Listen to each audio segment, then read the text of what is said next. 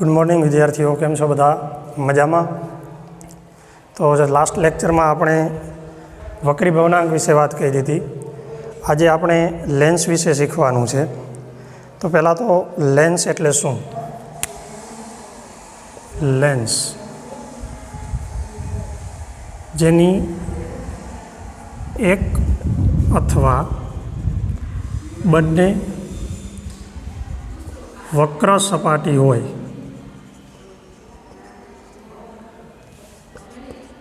तेवुं पारदर्शक द्रव्य लेंसनी रचना करे छे। तमे जोयुं हशे के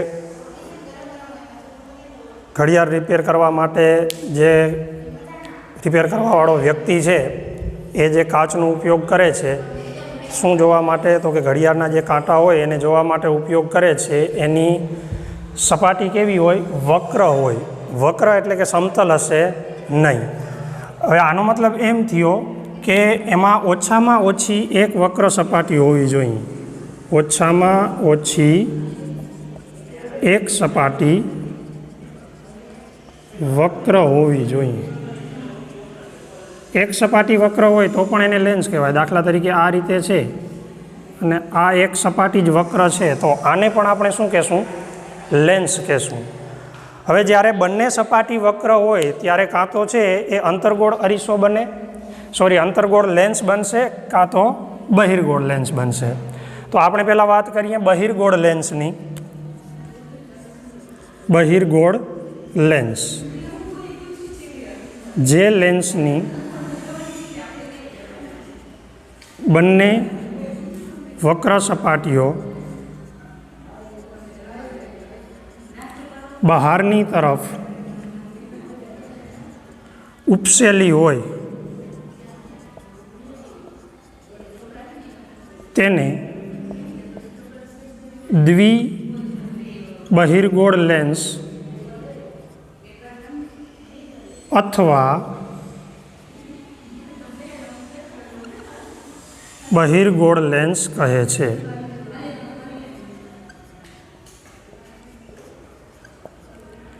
बेय सपाटीओ बहारनी तरफ उपसेली छे। बहारनी तरफ उपसेली होय एटले बहिर्गोळ लेंस, परंतु बंने सपाटी उपसेली छे तेने द्विबहिर्गोळ लेंस आपणे कहीए।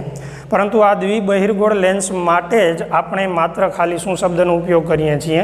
बहिर्गोळ लेंस। हकीकतमां मैं कीधुं एम हमणां जो आ रीते एक सपाटी समतल होय अने बीजी आवी रीते बहारनी तरफ उपसेली होय तो आ पण बहिर्गोळ लेंस ज थयो। परंतु आपणे सायन्समां छे आ चेप्टरमां जे भणवानुं छे ए द्विबहिर्गोळ लेंसनी चर्चा करवानी छे। एटले द्विबहिर्गोळ लेंस शब्द न वापरता एने बहिर्गोळ लेंस पण आपणे कही सकीए। बराबर। हवे आ बहिर्गोळ लेंस होय केवो? आ प्रकारे होय। बंने सपाटी छे उपसेली होय एटले मध्यमां भाग केवो हशे? जाडो। ज्यारे किनारी तरफ केवो हशे? पातळो। तमे बधाए बिलोरी काच छे ए जोयो हशे। बिलोरी काच शेनुं उदाहरण छे? बहिर्गोळ लेंसनुं। एमांथी सूर्यप्रकाशमांथी आवता किरणो छे कोई एक जग्याए तमे केंद्रित करो, पूठा उपर अथवा कागळ उपर अथवा रूह उपर, तो शुं थाय? तो के ए सळगवा लागे।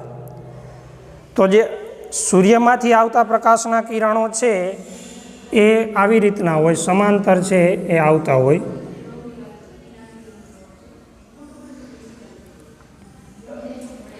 हवे અહીંથી શું થાય? એનું વક્રીભવન થાય।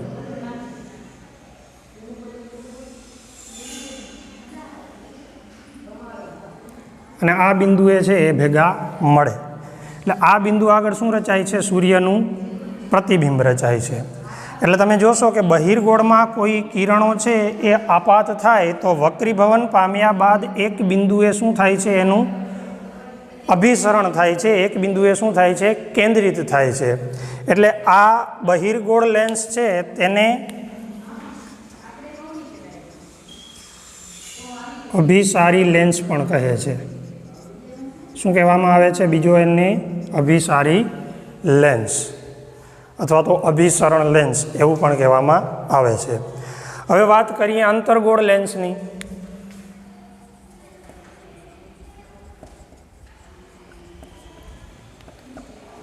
તો જે રીતે અહીંયા બંને વક્ર સપાટીઓ છે એ કઈ તરફ ઉપસેલી હતી?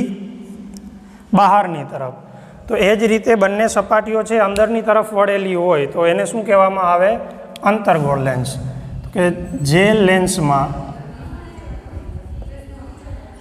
બંને વક્ર સપાટીઓ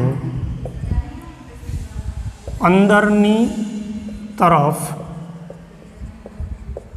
વળેલી હોય તેને અંતર્ગોળ લેન્સ, દ્વિઅંતર્ગોળ લેન્સ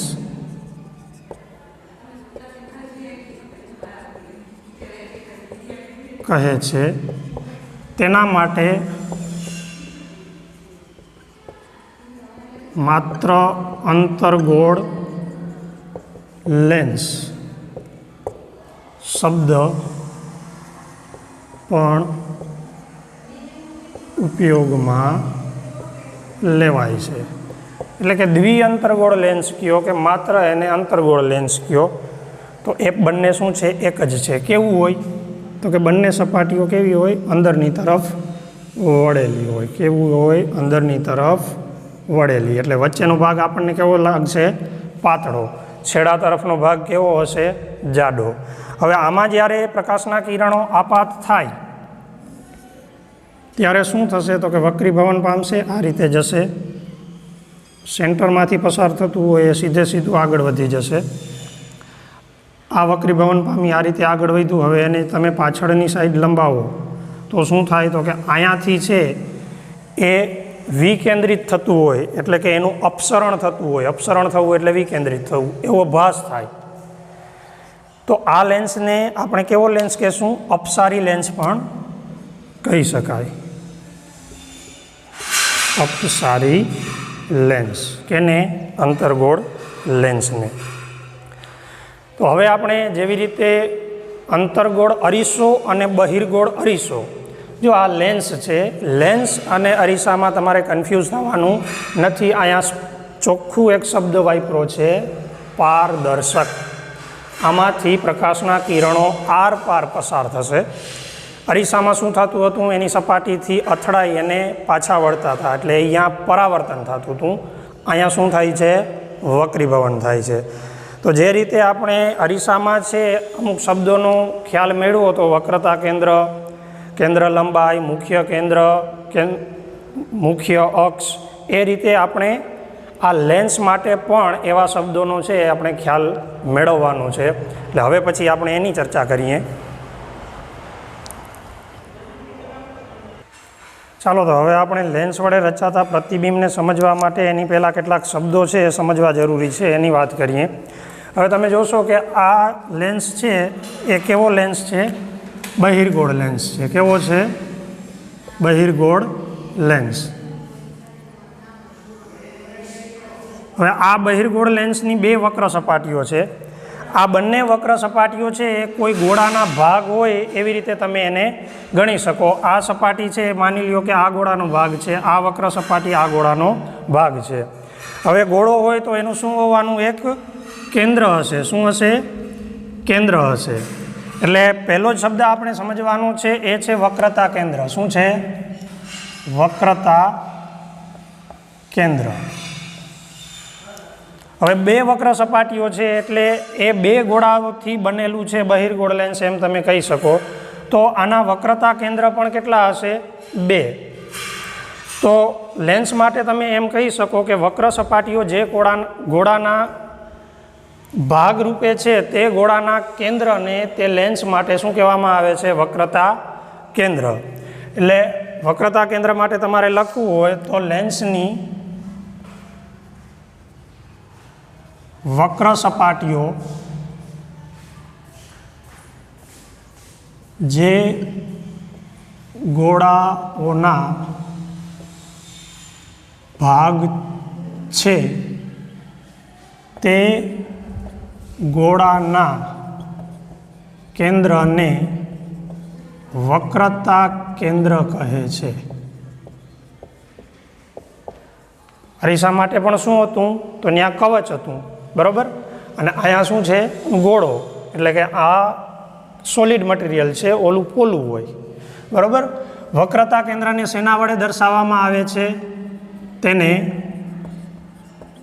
મૂળાક્ષર કેપિટલ સી વડે દર્શાવાય છે.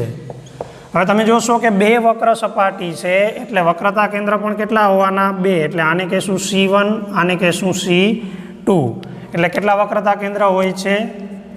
2 વક્રતા કેન્દ્ર હોય.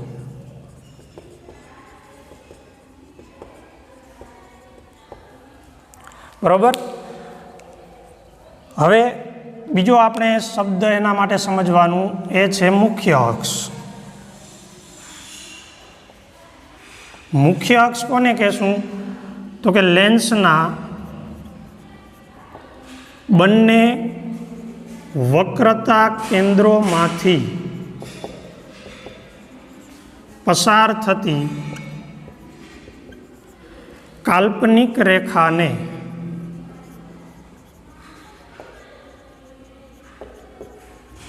મુખ્ય અક્ષ કહે છે. અરીસા માટે શું કહેતા હતા? તો કે ધ્રુવ P અને વક્રતા કેન્દ્રમાંથી પસાર થતી કાલ્પનિક રેખાને મુખ્ય અક્ષ કહેતા હતા. કેની માટે? અરીસા માટે. અહીંયા લેન્સ છે તો લેન્સ માટે શું? તો કે બંને વક્રતા કેન્દ્રોમાંથી પસાર થતી કાલ્પનિક રેખાને શું કહેવામાં આવે? મુખ્ય અક્ષ. તો આ આપણી શું થશે? મુખ્ય અક્ષ. બરોબર.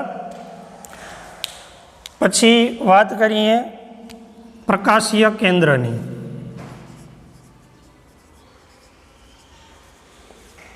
પ્રકાશીય કેન્દ્રની મુખ્ય અક્ષ ઉપર આવેલા અરીસાના કેન્દ્રને લેન્સના કેન્દ્રને મુખ્ય અક્ષ ઉપર આવેલા લેન્સના કેન્દ્ર બિંદુને શું કહેવામાં આવે છે? પ્રકાશીય કેન્દ્ર. એના માટે શું લખશું? મુખ્ય અક્ષ પર આવેલ લેન્સના કેન્દ્ર બિંદુને પ્રકાશીય કેન્દ્ર કહે છે.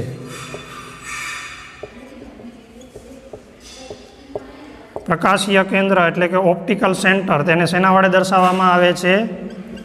તેને મૂળાક્ષર O વડે દર્શાવાય છે. પ્રકાશીય કેન્દ્રનું ઇંગ્લિશ નામ છે ઓપ્ટિકલ સેન્ટર, એટલે એના માટેનું O. બરોબર. આ વાત થઈ પ્રકાશીય કેન્દ્રની. હવે જ્યારે આ બહિર્ગોળ લેન્સમાં મુખ્ય અક્ષને સમાંતર કોઈ પ્રકાશનું કિરણ આપાત થાય ત્યારે તે વક્રીભવન પામી અને કયા બિંદુમાંથી પસાર થાય? તો કે એના મુખ્ય કેન્દ્રમાંથી પસાર થાય. તમે અરીસાનું પ્રતિબિંબ મેળવો છો ને જે ટપકું તમને મળે છે પ્રકાશનું બિંદુ, એનું શું હશે? મુખ્ય કેન્દ્ર હશે. અરીસામાં સૂર્યપ્રકાશના જે કિરણો આવે છે એ કેવા હશે? સમાંતર. અને એ જ્યારે બહિર્ગોળ લેન્સમાંથી પસાર થાય અને એના પછી જે પ્રતિબિંબ જ્યાં રચાય છે એ પ્રતિબિંબ ક્યાં રચાણું હશે? તો કે મુખ્ય કેન્દ્ર પર. એટલે હવે આપણે ભણવાનું છે એ મુખ્ય કેન્દ્ર.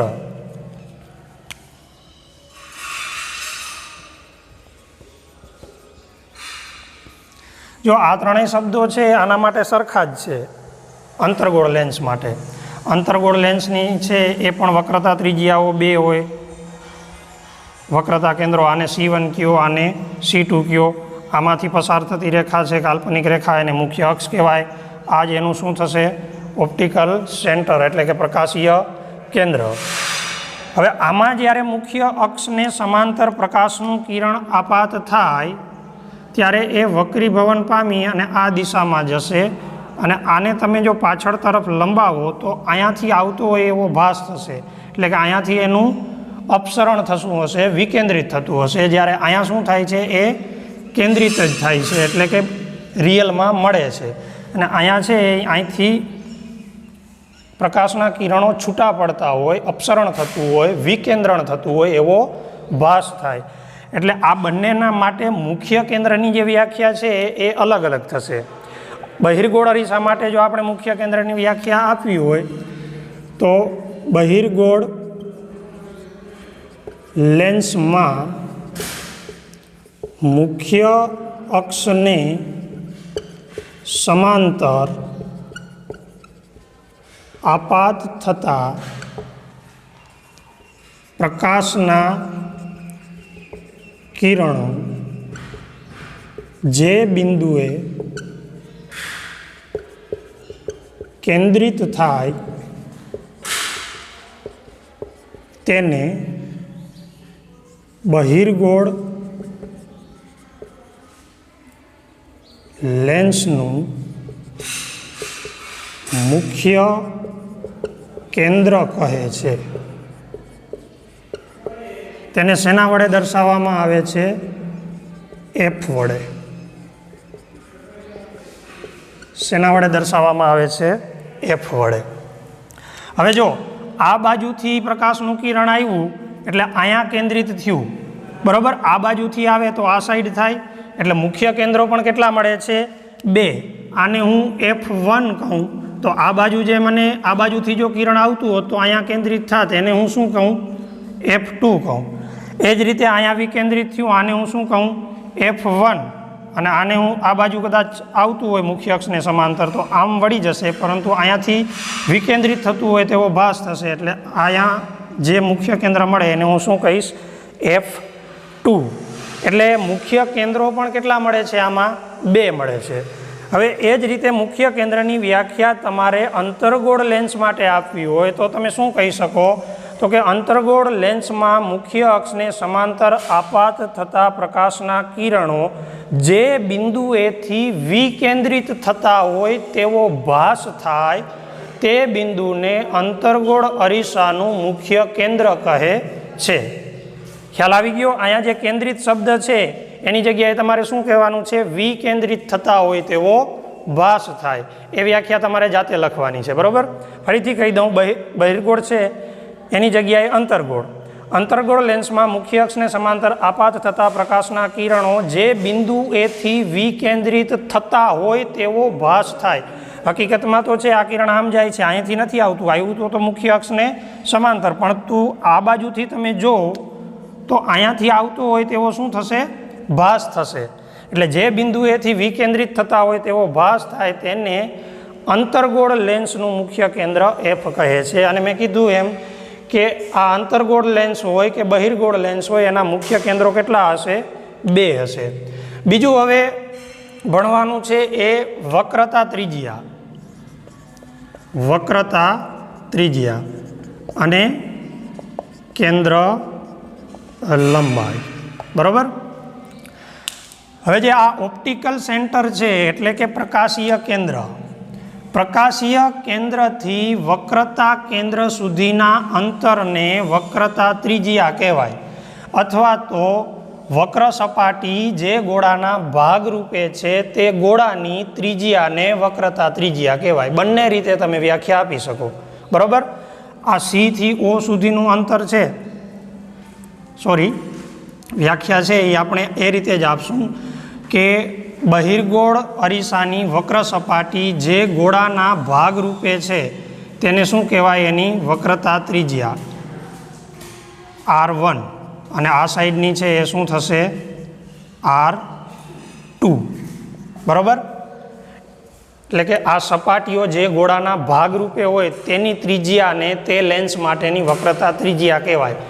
આ C થી O સુધીનું અંતર શું કામ નહીં કહી શકીએ? કારણ કે O તો ક્યાં છે? એના મધ્ય બિંદુમાં, બરાબર. એટલે આપણે વક્રતા ત્રિજ્યા માટે વ્યાખ્યા એમ આપશું કે લેન્સની વક્ર સપાટી જે ગોળાના ભાગરૂપે છે તે ગોળાની ત્રિજ્યાને લેન્સની વક્રતા ત્રિજ્યા કહેવાય.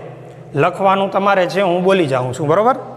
હવે કેન્દ્ર લંબાઈ, તો કેન્દ્ર લંબાઈ માટે આ જે પ્રકાશીય કેન્દ્ર અને મુખ્ય કેન્દ્ર છે એની વચ્ચેનું અંતર, એટલે કેન્દ્ર લંબાઈ માટે તમે શું કહેશો? તો કે પ્રકાશીય કેન્દ્રથી મુખ્ય કેન્દ્ર સુધીનું જે અંતર છે તેને શું કહેવામાં આવે છે? કેન્દ્ર લંબાઈ. અને કેન્દ્ર લંબાઈને સ્મોલ f વડે દર્શાવવામાં આવે છે. એ જ રીતે અહીંયા પણ એમ જ થશે જે આ શું છે પ્રકાશીય કેન્દ્ર, ત્યાંથી મુખ્ય કેન્દ્ર સુધીનું જે અંતર છે તેને શું કહેવામાં આવશે? કેન્દ્ર લંબાઈ. અને જે આ સપાટી છે ત્યાંથી વક્રતા કેન્દ્ર સુધીનું અંતર છે તેને શું કહેવામાં આવશે? વક્રતા ત્રિજ્યા. હવે બંને અલગ અલગ ગોળા છે તો વક્રતા ત્રિજ્યાઓ પણ કેટલી મળશે? 2. બરાબર. અને એ જ રીતે F1 અને F2 એ તમને શું મળશે? એની કેન્દ્ર લંબાઈ મળશે. તો આ તમારે ખાસ છે આ શબ્દો સમજવાના છે. ક્યાં ક્યાં આપણે ચર્ચા કરી ફરીથી એકવાર તમને કહી દઉં.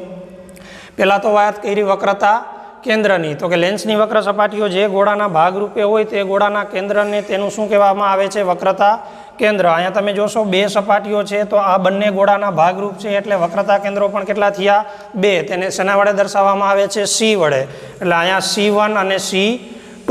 પછી મુખ્ય અક્ષ, તો કે જે આ બંને વક્રતા કેન્દ્રો છે તેના કેન્દ્રમાંથી પસાર થતી હોય તેવી કાલ્પનિક રેખાને આપણે શું કીધી? મુખ્ય અક્ષ.